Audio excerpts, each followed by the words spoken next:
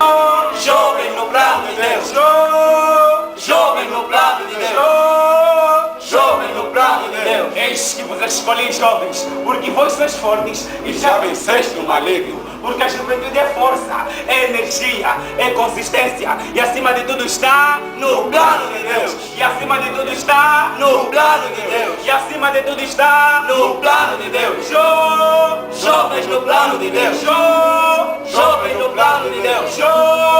Jovens no plano de Deus. Eis que Deus veio para os jovens, mas os jovens não o receberam. Amaram mais as trevas, porque as suas obras eram más. Podem alugar a coca, a nocal, a negola e a whisky cola. E se esqueceram de dar lugar à luz, que é Jesus. E se esqueceram de dar lugar à luz, Que é Jesus. e se esqueceram de dar lugar à luz, que é Jesus. Mas o Senhor mudou o seu olhar e colocou no bairro 28 de agosto, propriamente na rua 10, e encontrou uma casa chamada Kairos de Deus, e viu ali jovens que trabalharam.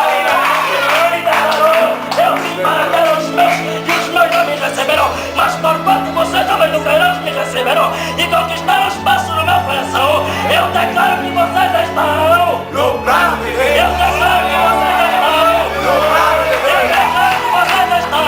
No plano de Deus. Jovens no plano de Deus. Jovens no plano de Deus. Jovens no plano de Deus. Sim, jovem, pois sois a geração eleita, o sacerdócio real, a nação santa, o povo escolhido, para que anuncies a virtude daquele que vos chamou das trevas para a sua maravilhosa luz. Pois vós, Senhor do tempo, não eram povo de Deus, mas agora sois povo de Deus. Não tinham alcançado misericórdia, mas agora alcançaste misericórdia, jovem. Isto é porque você está No plano de Deus. Isto é porque você está No plano de Deus. Jovem, Jovens no plano de Deus. jovem.